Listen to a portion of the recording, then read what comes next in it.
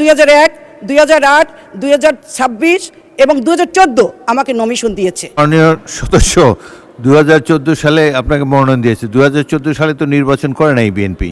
মাননীয় স্পিকার, আমি এখনই বিদায় নিচ্ছি। আল্লাহ হাফেজ, সবাইকে ধন্যবাদ। আসসালামু আলাইকুম। কোথায় বিদায় নিচ্ছেন, শেষ করছেন? ইসরাত সুলতানা, ইলেন ভুট্টো, ঝালকাঠি 2, আপনার সময় 6 মিনিট। মাননীয় স্পিকার, আমার ঝালকাঠি নলছিটির সোনার মানুষদেরও আপনাদের এই মহান সংসদে কথা বলার জন্য আমাকে সুযোগ দিয়েছেন, এই জন্য আপনাকে ধন্যবাদ। মাননীয় প্রধানমন্ত্রী জনাব তারেক রহমানকে, যিনি একটা সুন্দর বাজেট এই 20 কোটি মানুষের জন্য উপহার দিয়েছেন।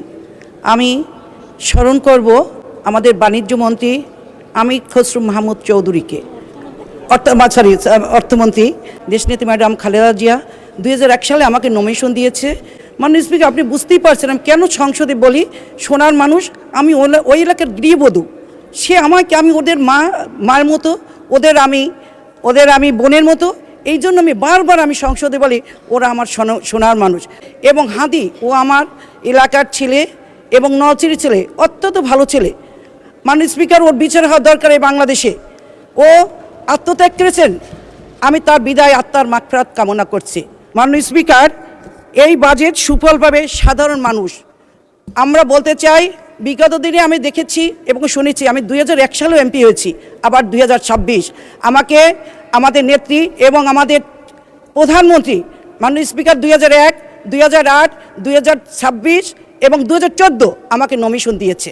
ইনশাআল্লাহ মাননীয় স্পিকার, যদি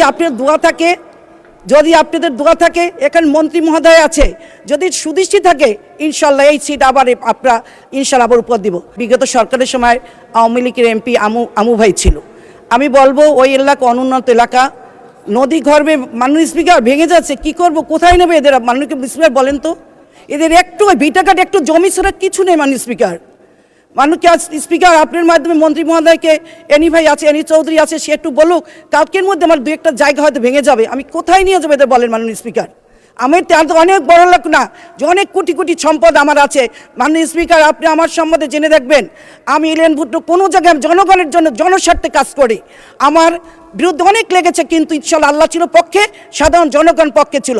মাননীয় স্পিকার, 250 বেডের একটা হসপিটাল ঝালকাঠিতে, সেটা এখনও অপ্রতুল অবস্থায় আছে, কোনো এখন উদ্বোধন হয় নাই। আবার নলছিটি সে একই অবস্থা। মাননীয় স্পিকার, নলছিটিতে 50 শয্যা বিশিষ্ট, এখন আমি চিন্তা করি কখন কি সংবাদ আসে, উপর দিয়ে ঝরঝর করে খালি ইট বালু পড়তে থাকে। মাননীয় স্পিকার, আমার আর কিছু বলার নেই, আপনি সুদৃষ্টি চাই, আপনারা দোয়া করবেন।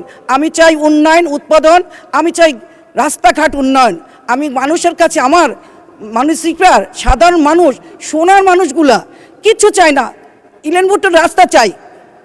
আমি মাননীয় স্পিকার, যখন এই সোনার মানুষরা বলে আমাকে, আর ভাগ্য ভালো হইলে যেটা আমার হয়েছে, ওই এলাকার পুত্রবধূ, কিন্তু এত ওদের আমি সম্মান শ্রদ্ধা আমি করি, ওরা আমি পাই। এই জন্য আমি বলবো, আমার যেরকম শ্বশুরবাড়ির লোক ভালো, সবাই যেন এরকম শ্বশুরবাড়ির লোক ভালো হয়। মাননীয় স্পিকার, এই দুয়াই আমি সবার জন্য করব।